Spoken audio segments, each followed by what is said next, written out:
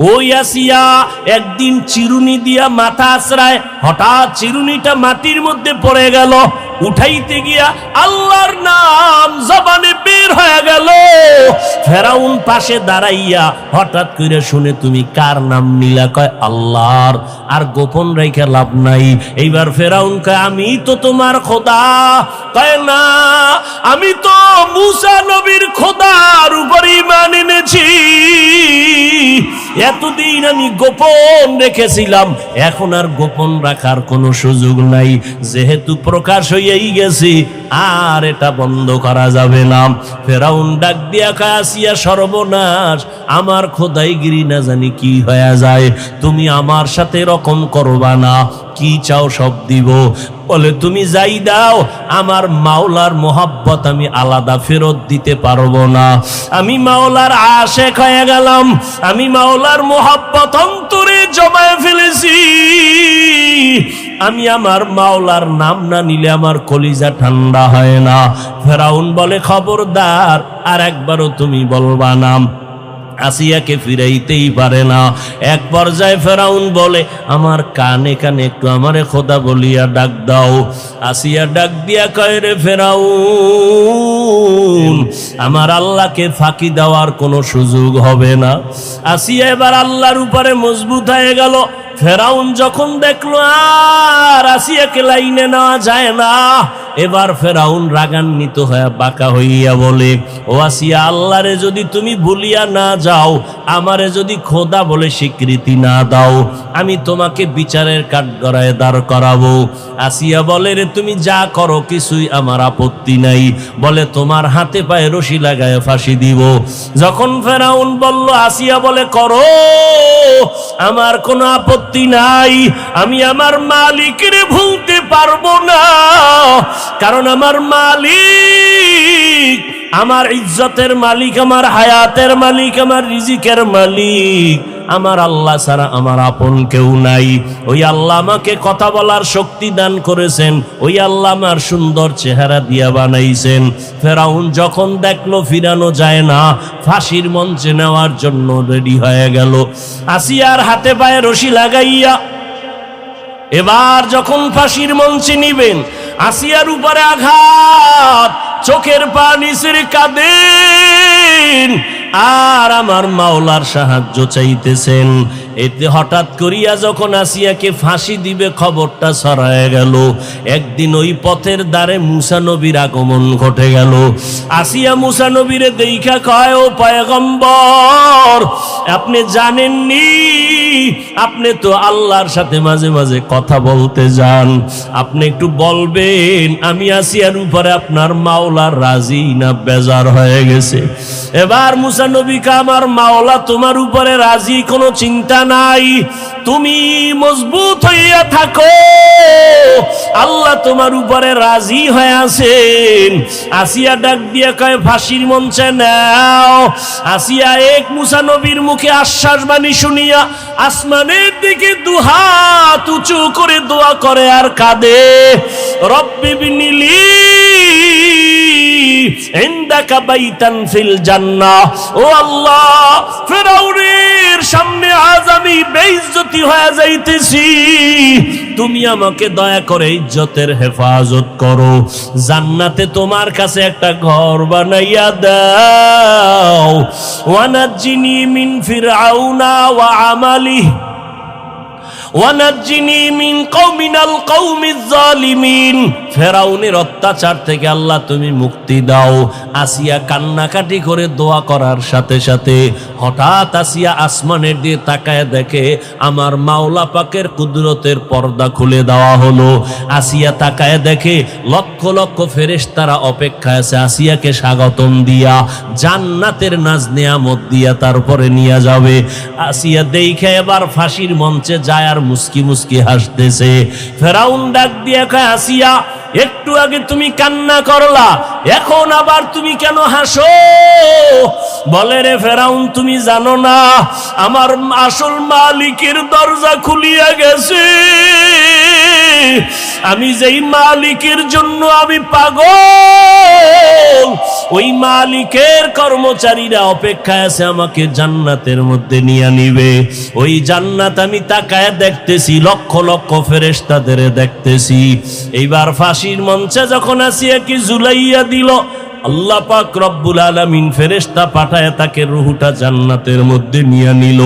আমার নবী বলেন, কিয়ামতের ময়দানে আমি মুহাম্মদের সাথে জান্নাতে যত নারীর সাথে বিবাহ হবে, ফেরাউনের স্ত্রী আসিয়ার সাথে আল্লাহ আমার সাথে বিবাহের বন্দোবস্ত করায় দিবেন।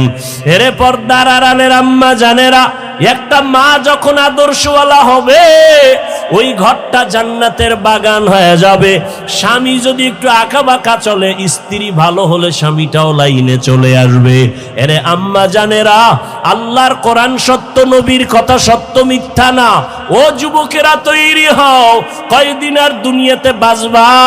চোখের সামনে শুধু লাশ আর লাশ। এমন একটা দিন নাই যুবকের লাশের খবর নাই রে বাবা। মরণ তো লাগবে।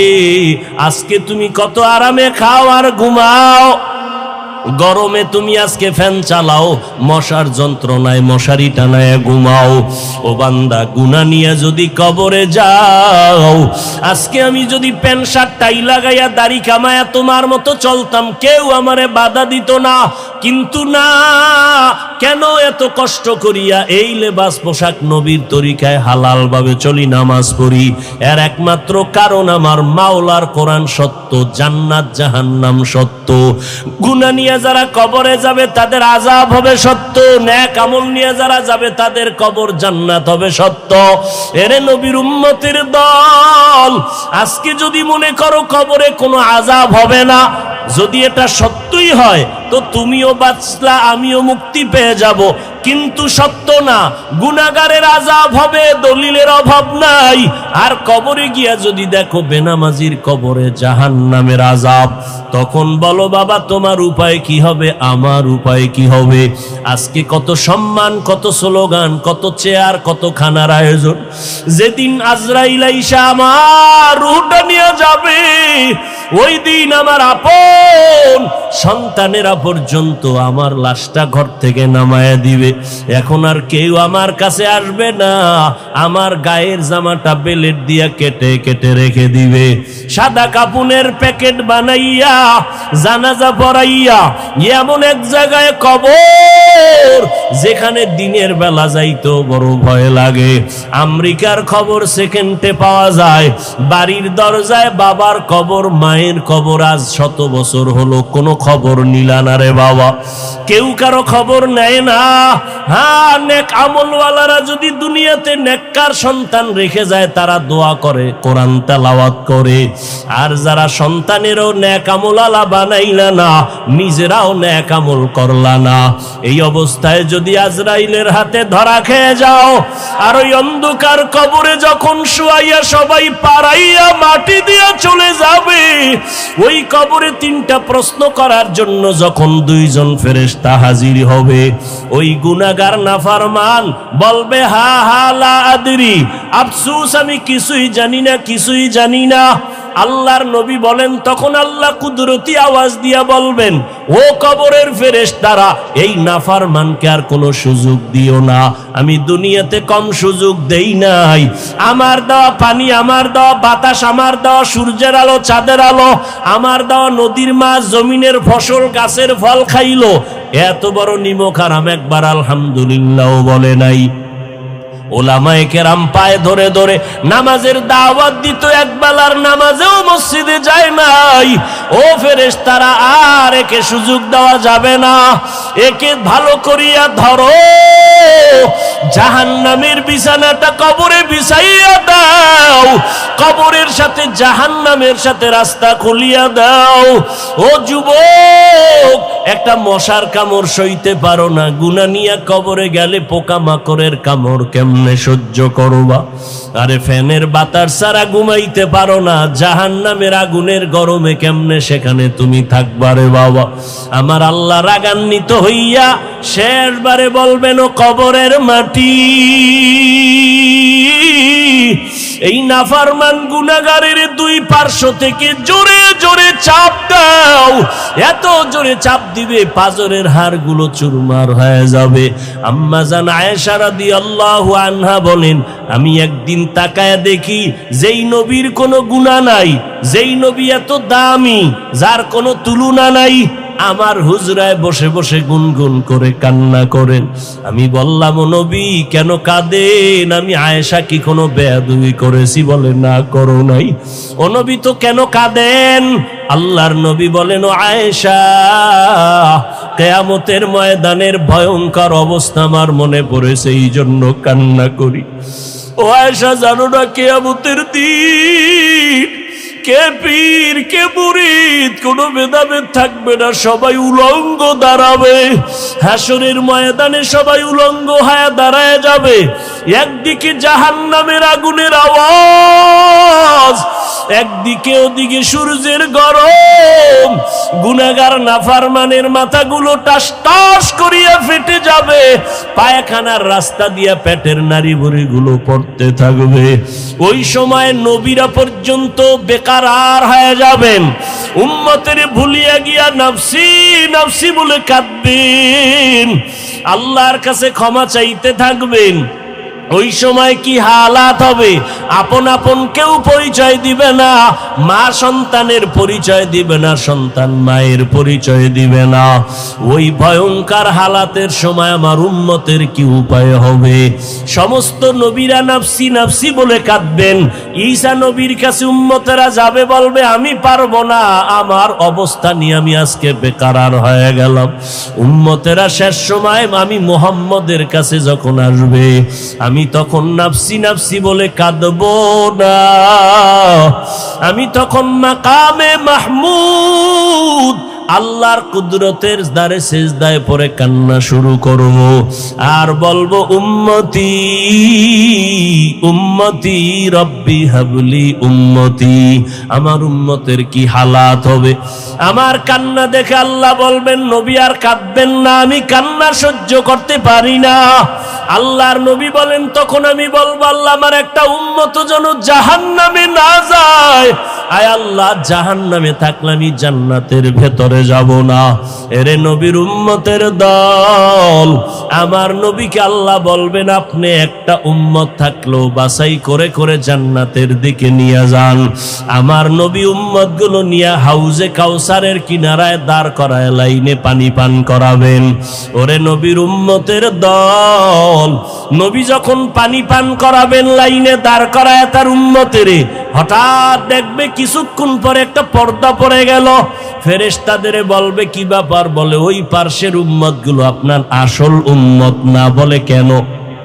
বলে, নবী আপনি দুনিয়া থেকে বিদায়ের পর এরা দুনিয়ার তামাশায় পইরা আপনার সুন্নতের জবাই করেছে, নিজেও নামাজ পড়ে নাই, যারা নামাজ পড়তো তাদেরও পছন্দ করে নাই, নিজেরাও দাড়ি রাখে নাই, যারা দাড়ি রাখতো তাদেরও পছন্দ করে নাই, নিজেরাও পর্দা করে নাই, যারা পর্দা করতো তাদেরও পছন্দ করে নাই, এরা আপনার ওই উম্মত। নবী তখন বলবেন, সহকান সহকা লিমান গাইয়ারা মিন বাদি, উম্মত বের হয়ে যাও, তোমরা আমার উম্মত না, আমার পরে আমার আদর্শকে তোমরা বিকৃত করেছো। নবী যদি তাড়ায়া দেয়, জান্নাতে যাওয়ার কোনো উপায় হবে না। আল্লাহ বলবে, এদের জাহান্নামের শিকল লাগাইয়া এরপরে এদের বাম হাতে আমলনামা দেওয়া হবে। আল্লাহ আমলনামা গুনাহগারের এমন ভাবে দিবেন, আল্লাহ বলবে, জাহান্নামের ফেরেশতারা এই নাফরমান বেনামাজি গুনাহগারের বুকের মাঝে ছিদ্র করে দাও, বাম হাতটা বুকের ছিদ্র দিয়া ঢুকাইয়া পেছন থেকে বের করো, পিঠের দিক থেকে হাতটা বের করবে। আল্লাহ তাআলা বাম হাতে আমলনামা দিয়া বলবেন, ইকরা বিনাফসিকাল ইয়াউমা আলাইকা হাসিবা। ফেরেশতারা বলবে আল্লাহ চেহারা একদিকে হাত ভিন্ন দিকে পড়বে কেমনে? আল্লাহ রাগান্বিত হয়ে বলবেন এই গুনাহগারের ঘাটটা ধরিয়া মোচড় দিয়া পিছনে ফিরাইয়া দাও। জাহান্নামের আযাব সহ্য করা যাবে না রে বাবা, আমার মাওলার কথা অবিশ্বাস করিও না রে বাবা। হেদায়েতের মালিক আমার আল্লাহ, একটা সেকেন্ডের আযাব সহ্য করতে পারবা না। নবী যদি কান্না করেন তোমার আমার কি উপায় হবে? আল্লাহর কাছে তওবা করে নাও।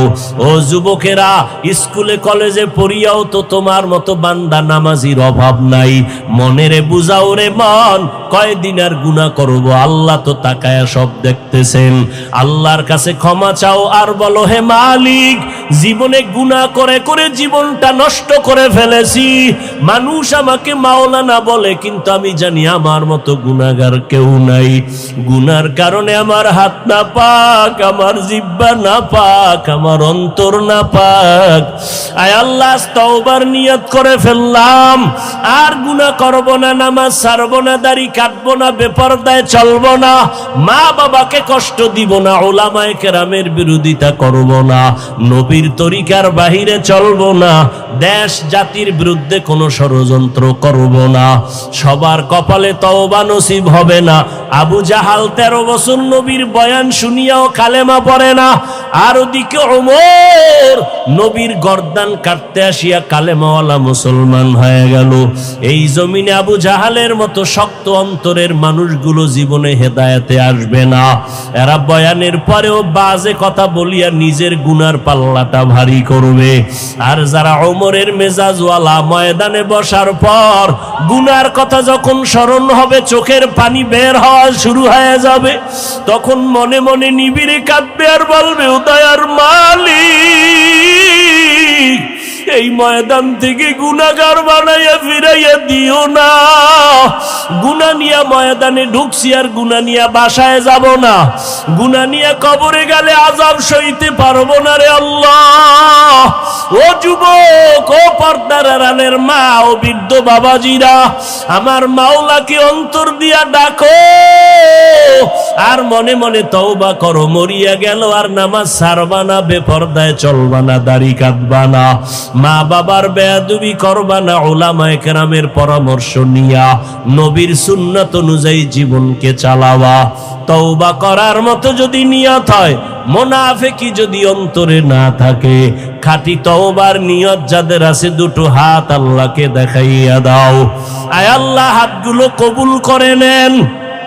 আয় আল্লাহ, তওবা কবুল করে নেন।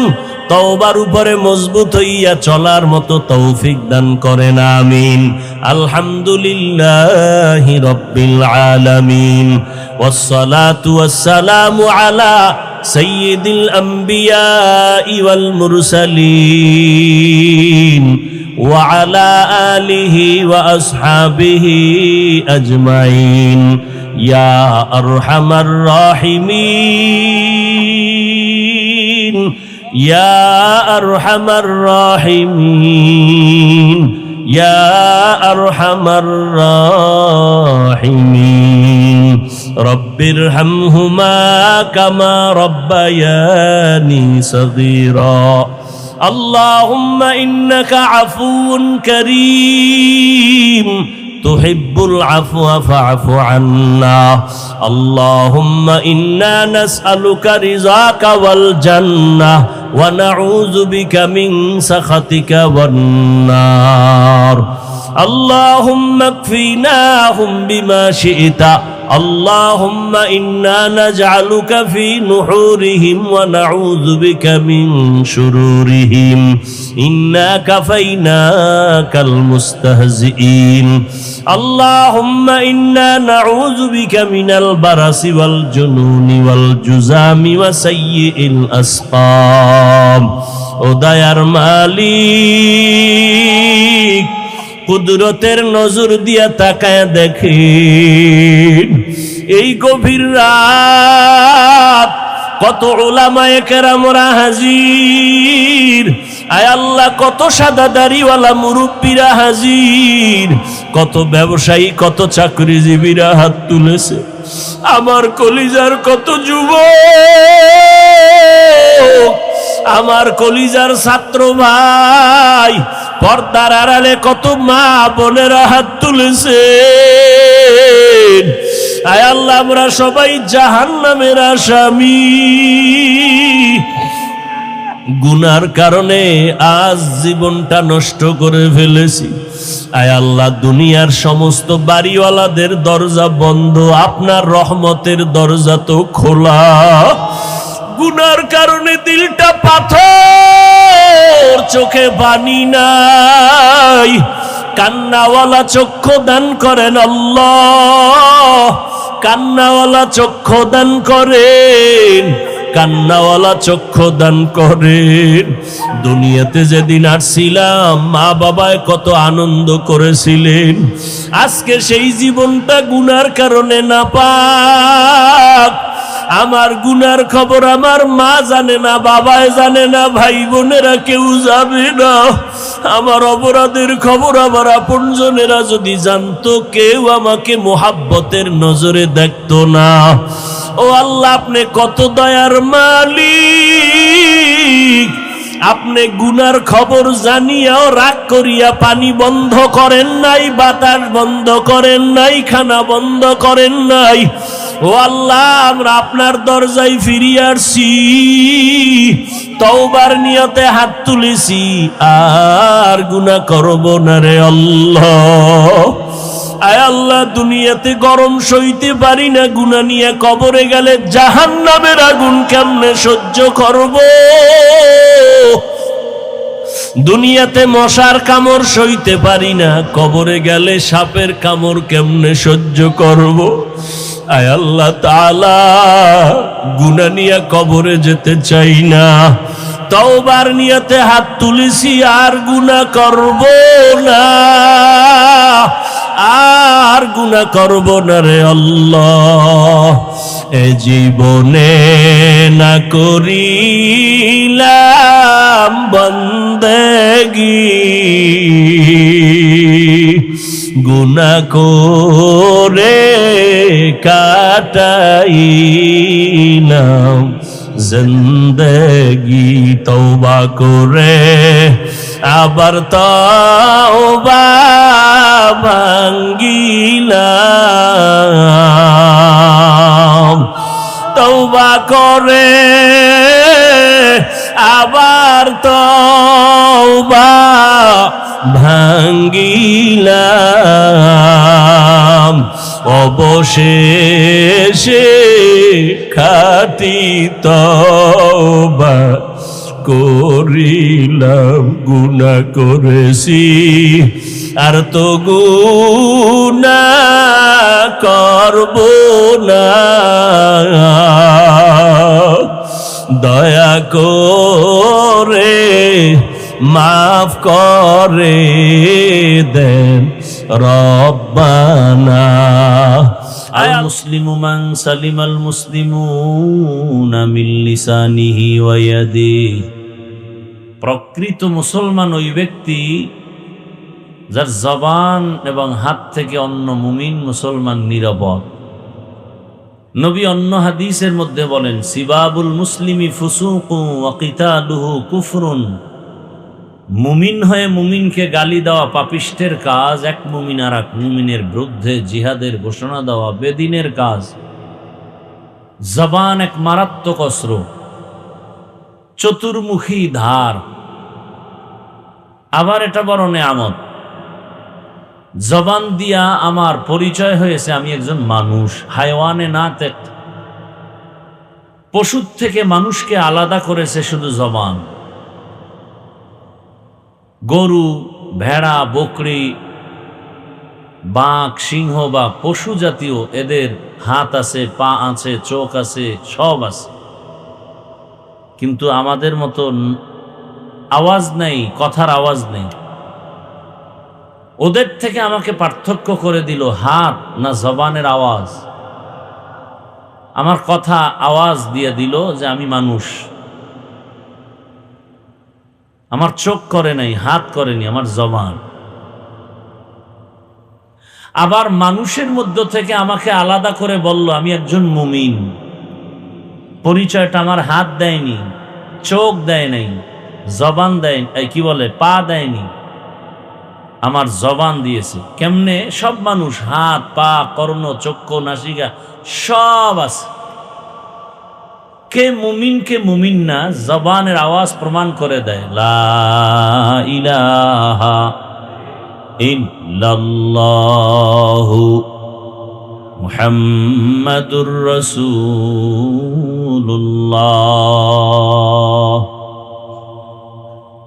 আমার জবানের আওয়াজে কি প্রমাণ হলো আমি মুমিন না অমুসলিম? কথা বলেন। আমার এ জবান পরিচয় দিল আমি একজন মুমিন। আবার মুমিনদের মধ্য থেকে আমাকে আলাদা করে পাঠ করে জবান আমাকে বুঝায় দিল আমি মুমিনদের মধ্যে কিন্তু একজন আলেম। আলেম এটা পরিচয় কি আমার হাতে দেয়, পায়ে দেয়? কিসের দ্বারা? জবানের দ্বারা। জবানের কথার দ্বারা প্রমাণ হবে আমি আলেম, আপনি আলেম না। আবার এই জবানের কথার মাধ্যমে প্রমাণ হবে আমি একজন ভালো মানুষ নাকি খারাপ মানুষ। আমার বংশ কেমন বলে জবানের কথায় পরিচয় নাও। ওই যে একটা প্রবাদও আছে, ব্যবহারে বংশের পরিচয়।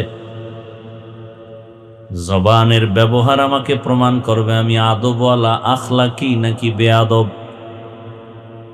জবানের কথায় পরিচয় করে দিবে আমার বংশ কেমন, আমার আখলাক কেমন, আমার আচরণটা কেমন।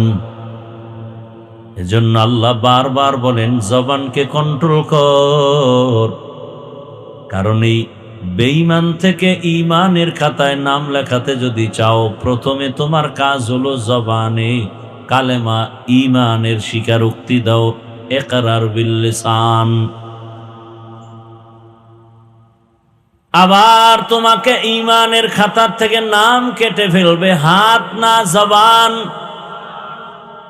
জবান দিয়ে একটা কথা বললেই কিন্তু প্রমাণ হয়ে যাবে তুমি মুমিন নাকি বেঈমান। যেমন এখানে বহু আল্লাহর বান্দা আমরা আছি, নামাজ ঠিক মতো আদায় করি না, আছি না? এখন নামাজ আদায় না করা মানে সে বেঈমান। হ্যাঁ, নামাজ আদায় যারা করি না তাদের মধ্যে ভাগ আছে, মারাত্মক দুইটা ভাগ। একদল মুমিন আর একদল ঈমান হারা। কেমনে প্রমাণ হবে? আমি যদি জিজ্ঞাসা করি বাবা আপনি নামাজ কেন আদায় করেন না, ও জবান দিয়ে বলবে, ও কি বলবে? আমার চোখের দিকে তাকায় তুমি বুঝে নাও আমি রোজাদার, আমি নামাজি। জবান দিয়ে বলবে হুজুর নামাজ পড়া প্রয়োজন, জরুরি একটা বিধান, চেষ্টা করি পারি না, মাঝে মাঝে পড়ি, দোয়া করবেন, চেষ্টা আরো করব। কি বুঝলেন? নামাজ পড়ে না ঠিক, কিন্তু কি মুমিন। কি? আর একজন যুবকেরা জিজ্ঞাসা করলাম বাবা নামাজ কেন পড়ো না? সাথে সাথে আমাকে জবাব দিল নামাজ না পড়লে অসুবিধা কি? হ্যাঁ, নামাজ না পড়লে অসুবিধা কি? বুঝা গেল নামাজ আদায়ের প্রতি তার অনীহা। নামাজ পড়ে না শুধু এতটুকু না, সে নামাজ পছন্দ করে না। এই তার জবানের কথায় প্রমাণ হয়ে গেল তার ঈমান এখন 0 পয়েন্টে চলে গেছে। পরিচয় কেমনে হইল? কি দিয়া? জবান। বারবার জবানের পরিচয়। মা বাবার সন্তান তুমি ভালো নাকি খারাপ প্রমাণ হবে তোমার জবানের আওয়াজ। মা বাবার সাথে তুমি সুন্দর আচরণ করো। وَقَضَى رَبُّكَ أَلَّا تَعْبُدُوا إِلَّا إِيَّاهُ وَبِالْوَالِدَيْنِ إِحْسَانًا ইম্মা ইয়াবলুগান্না ইনদাকাল কিবারা আহাদুহুমা আও কিলাহুমা ফালা তাকুল লাহুমা উফিন ওয়ালা তানহারহুমা وقل لهما قولا كريما কওলান কারীমার দ্বারা প্রমাণ হবে তুমি সভ্য আদবওয়ালা সন্তান। কওলান কারীমা আয় কওলান জামিলা, কওলান লায়্যিনান সাহলা, নরম ভাষা। আমার জবানের কথায় প্রমাণ করবে আমি মানুষটা আগুন নাকি পানি, আমি গরম নাকি ঠান্ডা। জবান একদিকে মারাত্মক অস্ত্র, আবার বড় নেয়ামত। জবানের আবার এই জবানের একটা কথায় মুমিন থেকে মানুষ বেঈমান। যেমন বললাম নামাজ পড়ে না, আর একজনে বলে আমি নামাজ পছন্দ করি না। বলার সাথে সাথে কি হয়ে গেল? ঈমান চলে গেল। একজনে দাড়ি রাখে না, আর একজনে দাড়ি বলে আমি পছন্দ করি না। যে দাড়ি রাখে না সে মুমিন, যে পছন্দ করে না সে বেঈমান। পর্দা করে না, আর একজনে পর্দার বিধান পছন্দ করে না। পর্দা করতে চায়, মনে আগ্রহ আছে, বিভিন্ন প্রতিবন্ধকতায় পারে না। আর একজনে বলে পর্দা না করলে অসুবিধা কি? সাথে সাথে বেঈমান হয়ে গেল। পর্দা না করা, পর্দা বিধানকে লঙ্ঘন করে বিরোধিতা করা। পর্দা না করা মুমিনের পরিচয়, অর্থাৎ না করলেও তার ঈমান আছে, করবে। কিন্তু যে পর্দার বিধান পছন্দ করে না, আর বলতে হবে না তুমি বেঈমান, তোমার কথায় প্রমাণ হয়ে গেল তোমার ঈমান বিদায় হয়ে গেল। ভালো করে বুঝেন, একজনে ইসলামের রাজনীতি করে না, আর একজনে ইসলামের রাজনীতি পছন্দ করে না। যে রাজনীতি করে না সে মুমিন, যে পছন্দ করে না সে বেঈমান। বুঝেন বুঝেন। বলে ধর্মর সাথে রাজনীতির মধ্যে ধর্ম টানবা না, খবরদার। কেন? বলে আগুন আর পানি এক জায়গায় করা যাবে না। ভালো করে বুঝো। সেদিনও এক জায়গায় বলেছি, ঢাকায় জমিনে যত নীতি আছে, নীতি আদর্শ, সব নীতির মধ্যে শ্রেষ্ঠ নীতি হলো ইসলামের নীতি। দীনিয়াল ইসলাম দীনু মাওকাহু আরজু কুফরানান আফওয়ান ইনদাহু মুক্তাদায়া নবিয়ুন ওয়া সাহবুহু নুজুমুন লিল হিদায়া ফি জামাহু। ইসলামী নীতি সুন্দর এবং শ্রেষ্ঠ নীতি। জমিনে এমন পরিপাটি, সবার আগে জবানের আচরণ। সালাম দাও, সালাম মানে কি? সালাম মানে কি? আমি যখন বললাম আসসালামু আলাইকুম, অর্থ হলো তোমার উপরে শান্তি বর্ষিত হোক। সে বলবে কি? ওয়া আলাইকুম আসসালাম, তোমার উপরে শান্তি বর্ষিত হোক। দুদিক থেকে যখন শান্তির দোয়া চলবে, মাঝখানে আর অশান্তি আসার সুযোগ নাই। এর নাম কি? ইসলাম।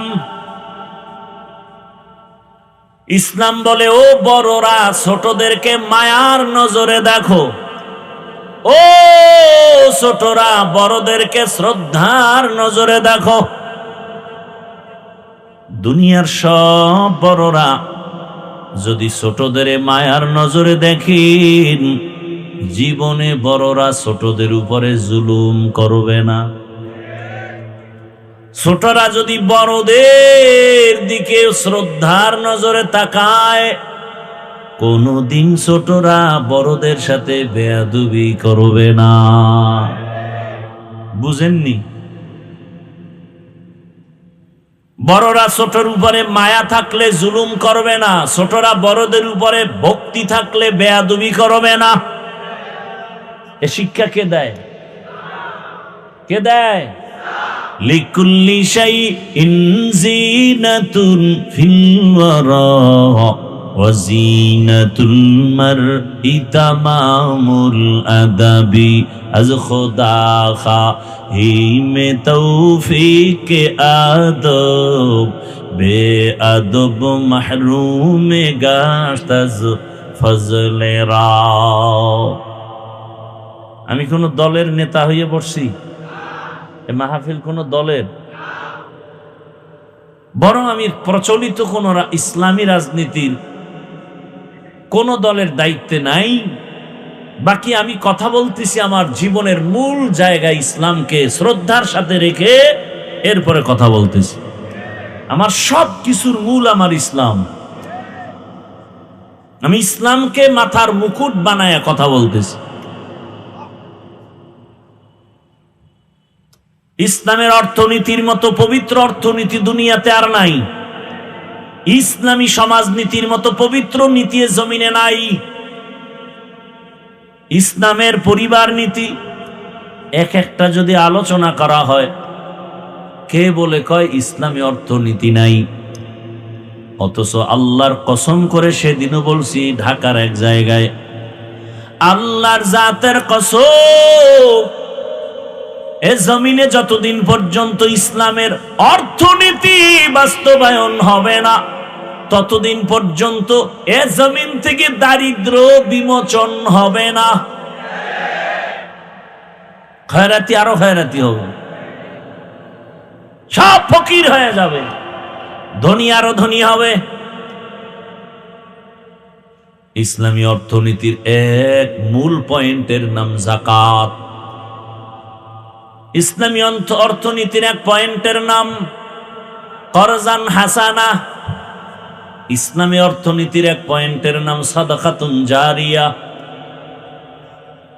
যাকাত যদি পাই হিসাব করে আদায় করা হয়, আমার দেশে যাকাত 99% দেওয়া হয়, 1% আদায় হয়। আল্লাহ কয় যাকাত আদায় করো, দেইও। যাকাত দেও বলে না, আদায় করো। দেওয়াও বুঝে না, আদায়ও বুঝে না। যারা যাকাত দেয় না ঠিক মতো, যাকাত দেয়াটাকে অনেকে জরিমানা মনে করে, কিয়ামতের আলামত। ইসলামী অর্থনীতি যদি চালু হয় 10 বছর টাইম, পরিপূর্ণ যদি অর্থনীতি চালু হয়, এদেশে আর দারিদ্র বিমোচন থাকবে না, কোন দরিদ্র থাকবে না। কিন্তু বুঝি না অর্থনীতি কি।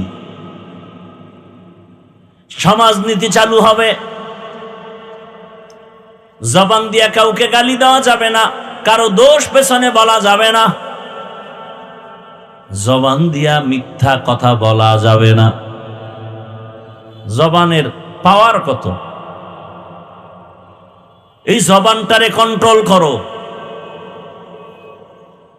জবানের কথায় প্রমাণ করে দিল আমি একজন আলেম, আমি একজন মানুষ, আমি একজন আদবওয়ালা মানুষ। জবানটারে কন্ট্রোলে নাও। এই জবান দিয়া যখন একটা কথা বলিয়া অপরিচিত একটা মেয়েকে বলে আলহামদুলিল্লাহ তোমাকে কবুল করেছি, অপরিচিত মেয়েটা এখন সাক্ষীর সামনে হয়ে গেল স্ত্রী। হাতে বানাইল না জবানে। আবার যদি জবানটা ঘুরাইয়া ওই আপন স্ত্রীকে বলে তালাক, আছে না গেছি গা, বিদায় করলো কে? জবান। এজন্য আল্লাহ কয় জবানটারে কন্ট্রোল কর। জবান বড় দামি এক সম্পদ, আবার ভয়ঙ্কর অস্ত্র। বিচারপতি বিচারের জায়গায় বসে জিহ্বাটা নাড়ায় ডান দিকে তাকায় ফাঁসির আসামিকে বলে তুমি বেকসুর খালাস, ফুলের মালা গলায়, এই জিব্বা দিয়ে আবার বাম দিকে জিয়া যদি বলে ওরে ধর, নিরপরাধের হাতে হ্যান্ডকাপ, জেলখানায় চলে গেছে, 15 বছর পরে জেল থেকে বের হইছে, রিপোর্ট দিয়া কয় 15 বছরে কোনো দোষ তার পাওয়া যায় নাই। তাহলে তারা কারে মিথ্যা মামলা দিয়া কারা তারে জেলে ঢুকাইলো? তাকে ঢুকাও 15 বছর। কি মিথ্যা মামলা যারা দেয় তাদের জেলখানায় দাও, দেশে মিথ্যা মামলা হবে না, নিরীহ নিরপরাধ মানুষ হয়রানির শিকার হবে না। ভাইরা আমার, জবানের কথায় আপন পর হয়ে যায়, বন্ধুটাও শত্রু হয়ে যায় জবানের একটা কথার দ্বারা। নবী বলেন খায়রুন নাস মান ইয়ানফাউন নাস, জমিনে ভালো মানুষ ওই ব্যক্তি যার দ্বারা অন্যের কোনো উপকার ছাড়া ক্ষতি হয় না। হাতের দ্বারাও ক্ষতি না, চোখের দ্বারাও ক্ষতি না, জবানের কথার দ্বারাও ক্ষতি না। জবান বড় দামি এক সম্পদ।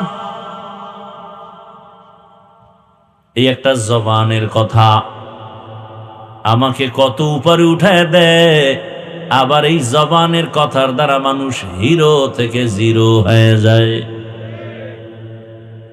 জবানের কথা আবার দেখো, এটা কত বড় নেয়ামত। দুনিয়াতে আসার পরে এই জিহ্বা নামের মেশিনটা নাড়ায় নাড়ায় নাড়ায় কত হাজার কোটি কোটি কথা সাপ্লাই হলো।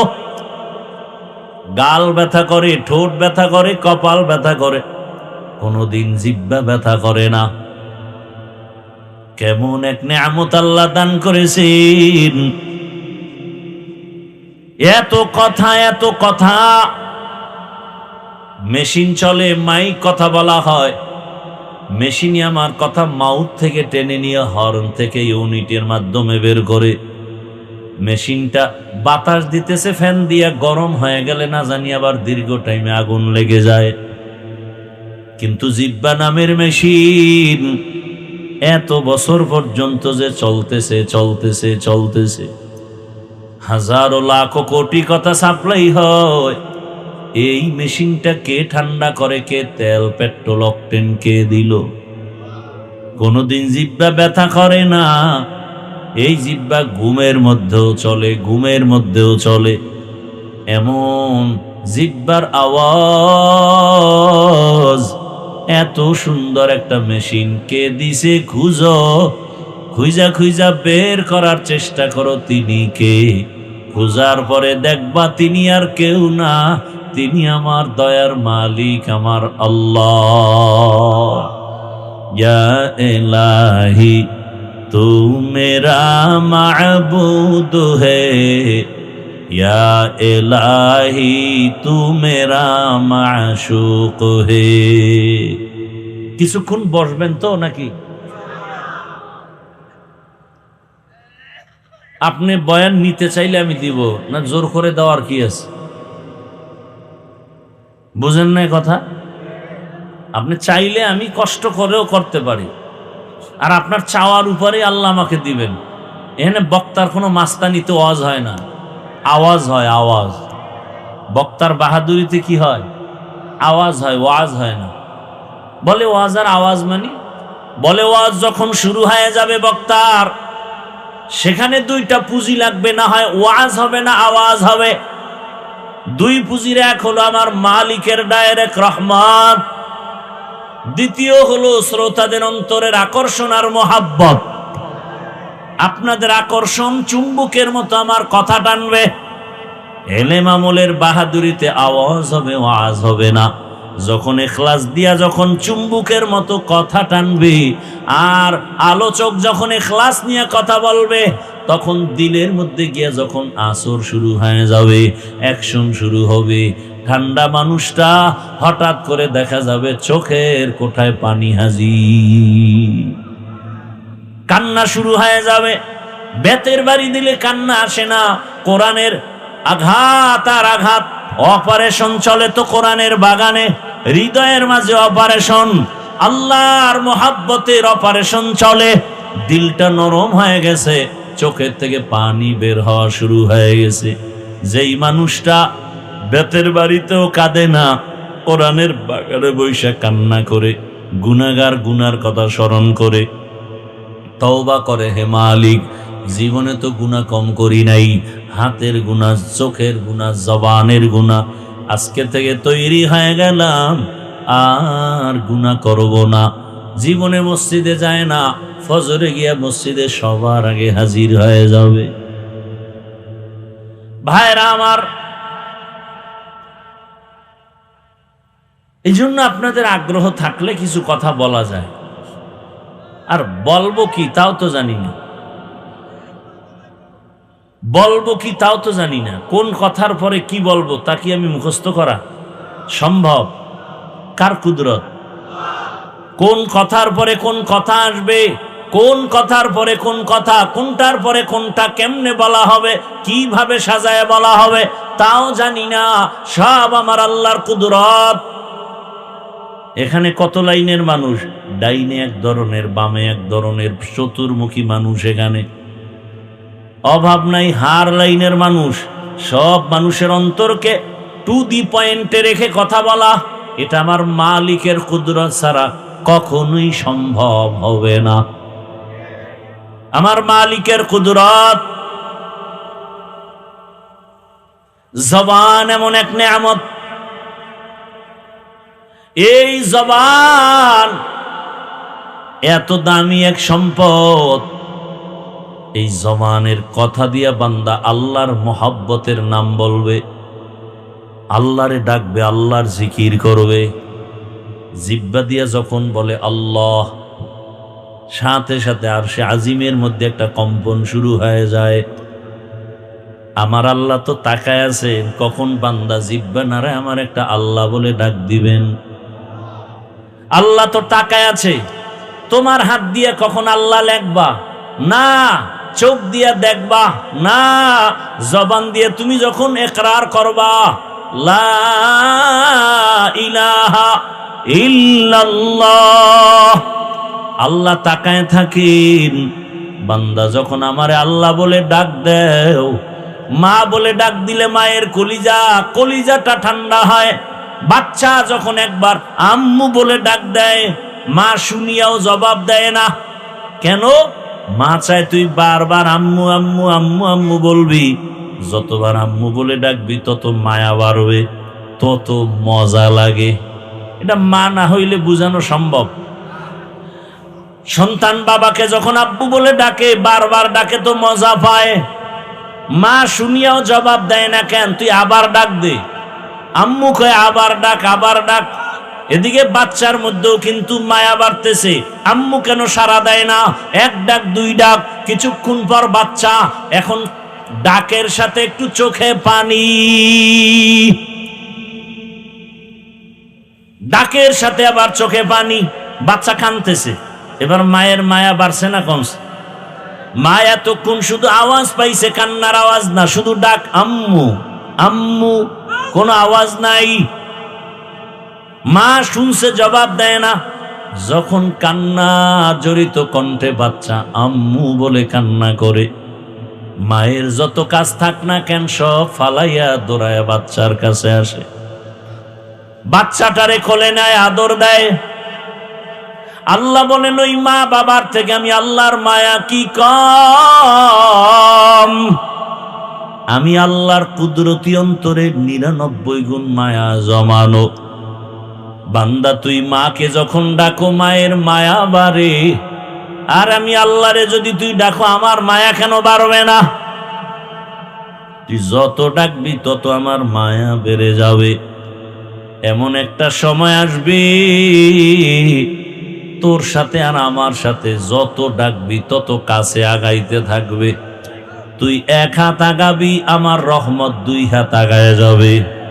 তুই যখন 2 হাত আগাবি, 1 বিঘে হাঁটতে থাকবি, আমার রহমত দৌড়াবে তোকে আগায় নেওয়ার জন্য। ওয়াল্লাযীনা জাহাদু ফীনা লানাহদিয়ান্নাহুম সুবুলানা ওয়া ইন্নাল্লাহা লামাআল মুহসিনিন।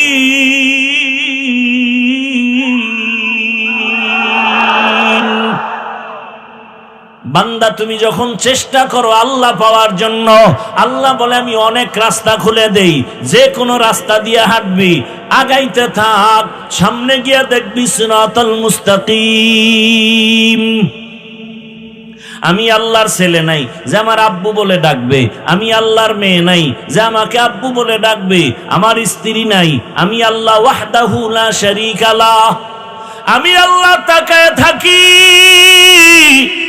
তুই তোর জিহ্বা দিয়া মা কয়া ডাকো, বাবা কয়া ডাকো, আমি তখন তাকায় আছি, জিহ্বা তো তোর মায় বানায় নাই, জিহ্বা দিয়া কথা বলার শক্তি তোর বাবায় দেয় নাই, জিহ্বা বানাইছি আমি, কথা বলার শক্তিও দিলাম আমি। তুই মাকে ডাক বাধা নাই, বাবাকে ডাক বাধা নাই, ফাঁকে ফাঁকে জিহ্বা দিয়া যদি একবার আল্লাহ আল্লাহ বলে ডাক দাও, আমি আল্লাহর অন্তরে এত মায়া, আমি আল্লাহ কুদরতের রহমতের দরজা খুলে দেই। আমি আল্লাহ পাক চাই তুই আমার কাছে আয়, আমি আল্লাহ তোর সাথে নূরের পর্দাগুলো খুলিয়া আমি আল্লাহ তোকে মোলাকাতের রাস্তা খুলে দিব। আয় গোলাম আয়, ওরে আমার রাস্তা ছাড়া তোর আর আরামের রাস্তা নাই। আমি আল্লাহকে মোহাব্বত করে ডাকো, আমি আল্লাহর মোহাব্বতের ডাক দিয়ে তুমি যত ডাকবা তত আগায় যাবা। একটা সন্তানকে মা ডাকলে যদি মায়ের মায়া বাড়ে, একটা সন্তান অন্যায় করে যদি 2 ফোঁটা চোখের পানি সারিয়া ডাক দিয়া কয় আম্মু ভুল করেছি মাফ করে দাও, ওই মা বাচ্চাকে ক্ষমা না করে পারে না। একটা ছাত্র যদি চোখের পানি ছেড়ে বলে ওস্তাদ আমাকে মাফ করে দেন, ওই ওস্তাদ চোখের পানি দেখলে আর মায়া না করে পারে না। ওই ওস্তাদের মায়া, মায়ের মায়া, বাবার মায়া তো 1%, একমাত্র 1 গুণ, বাকি 99 গুণ মায়া তো আমার আল্লাহর কাছে জমা। আল্লাহ বলে বান্দা তুই যখন চোখের পানি সারিয়া আল্লাহ কয়া ডাক দিবি, এক বান্দা আল্লাহ কয়া ডাকছে কিন্তু চোখে পানি নাই, তুই যখন চোখের পানি সহ ডাকবি আল্লাহ, কান্নাওয়ালা ডাকের মধ্যে আমার মায়া বেড়ে যাবে। আমি আল্লাহ দরজা খুলে বলবো বান্দা আসো, তোমার কি প্রয়োজন, আমি আল্লাহ সব ব্যবস্থা করে দিব। আমার আল্লাহ বারবার ডাকে রে বাবা, ও ব্যবসায়ী বাবারা, চাকরিজীবী বাবারা, জবানটা দিয়া দুনিয়াতে কত কথা বললা, এই জিহ্বা নাড়ায় নাড়ায় কত বাজে কথা বললা। জিহ্বাটা এত বড় নিয়ামত, আমার মালিকের দেওয়া নিয়ামত। এই জবানটারে কন্ট্রোল করো, জিহ্বা দ্বারা মাওলারে ডাকবা, কোরআন তেলাওয়াত করবা, জিকির করবা, দরুদের আমল করবা, ইস্তেগফারের আমল করবা। কিন্তু এই জিহ্বা দ্বারা বান্দা তাকায় দেখো, মিথ্যা বইলা বইলা কত নষ্ট করেছো। এই জিহ্বাটা নাড়ায় নাড়াইয়া কত গীবতের আওয়াজ দিয়েছো। এই জিহ্বা নাড়ায় নাড়ায় কত মিথ্যা, কত গালি দিলাম, বাজে গল্প করে সময় কাটাইলাম।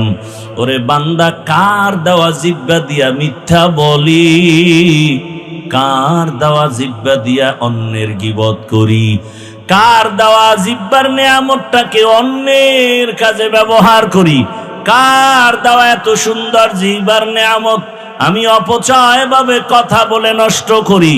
এরে আল্লাহর বান্দা, এখনো সময় আছে। ব্যবসায়ী বাবা, জিহ্বাটারে কন্ট্রোল করো, ব্যবসা করো, নামাজ পড়ো, জিহ্বা দিয়া দরুদ পড়ো, ইস্তেগফার পড়ো, জিকির আজকার করো। বান্দা তুমি গাড়ি চালাও, জিহ্বা দ্বারা আমার মাওলাকে ডাকো। তুমি গাড়ি চালাও, হাতে কাজ পায়ে কাজ, জবানে কোনো কাজ নাই, জবানের মধ্যে তুমি আল্লাহর নামের জিকির চালু করে দাও। লা ইলাহা ইল্লাল্লাহ, লা ইলাহা ইল্লাল্লাহ, লা ইলাহা ইল্লাল্লাহ, লা ইলাহা ইল্লাল্লাহ, লা ইলাহা ইল্লাল্লাহ, লা ইলাহা ইল্লাল্লাহ, লা ইলাহা ইল্লাল্লাহ, লা ইলাহা, লা ইলাহা ইল্লাল্লাহ। আল্লাহর নামের জিকির যত করবা তত ঈমান তাজা হয়ে যাবে। আল্লাহ নিজেই বলেন, আমার যারা খাঁটি মুমিন তাদের পরিচয়, ইন্নামাল মুমিনুনা আল্লাযীনা ইযা যুকিরাল্লাহু ওয়াজিলাত কুলুবুহুম ওয়া ইযা তুলিয়াত আলাইহিম আয়াতুহু যাদাতুহুম ঈমানা ঈমানাও ওয়া আলা রাব্বিহিম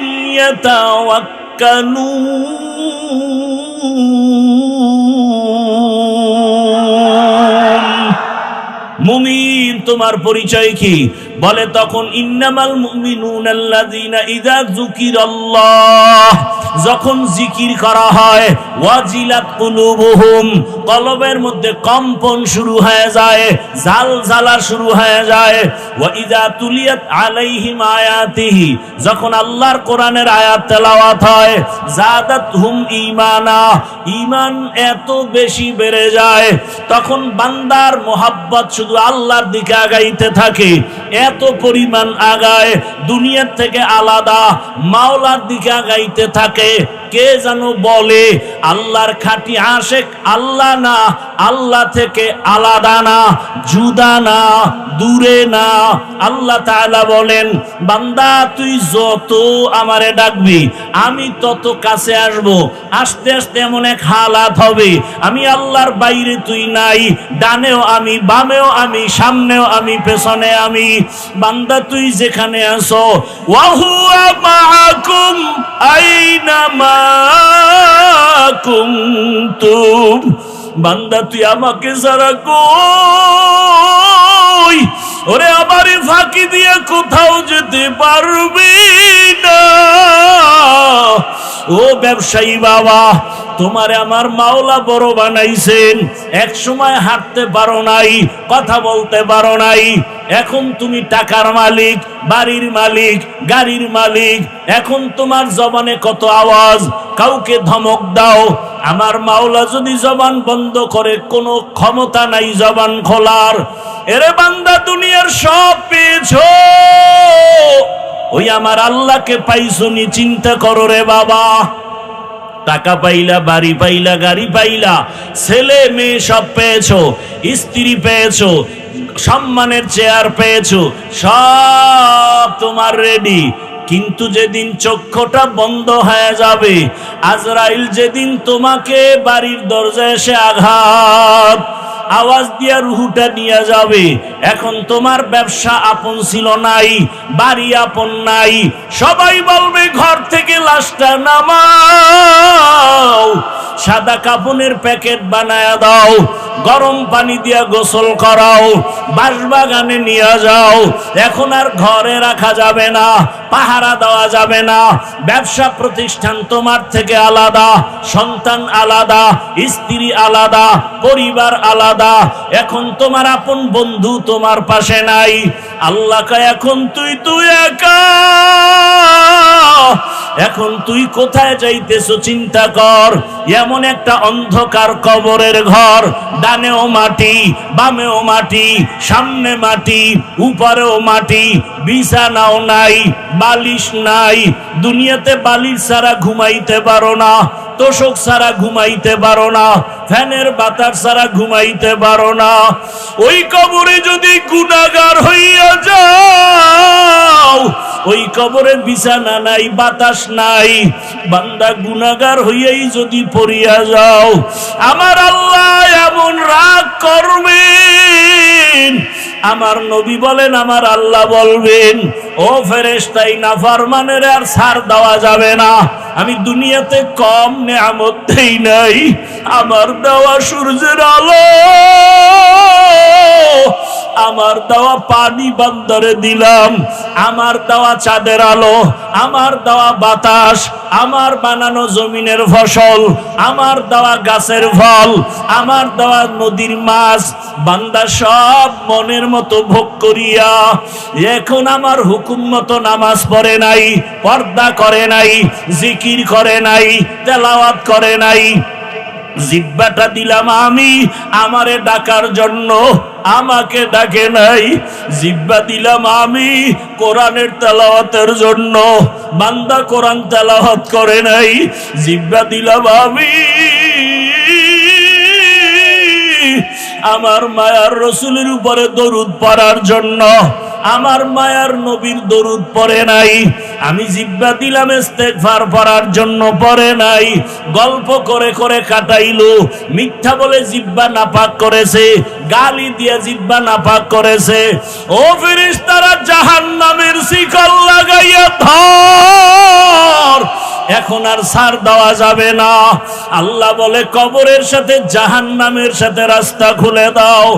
আল্লাহ বলবে কবরের মাটি এই বেনামাজি গুনাহগার নাফরমানের ধর, দুই পার্শ্ব থেকে এমন জোরে চাপ দাও, দুই পার্শ্বের মাটি এত জোরে জোরে চাপ দিবে ওরে পাজরের হাড় গুলো চুরমার হয়ে যাবে। এরপরে হাসরের ময়দানের হালাত তো আরো কঠিন। ও বান্দা, আজকে ছেলের পাগল হয়ে দৌড়াও, মেয়েও, কিন্তু কেউ তোমার জন্য দৌড়ায় না। তুমি আমি বাবা মায়ের জন্য দৌড়াই, তুমি আমি টাকার পেছনে দৌড়াই, ক্ষমতার পেছনে দৌড়াই, কিন্তু ক্ষমতা তোমার আমাকে কিছুই করবে না। আল্লাহর মোহাব্বত এখনো সময় আছে, অন্তরে জমা করো, আমার আল্লাহকে আপন বানাও আর আমার মাওলাকে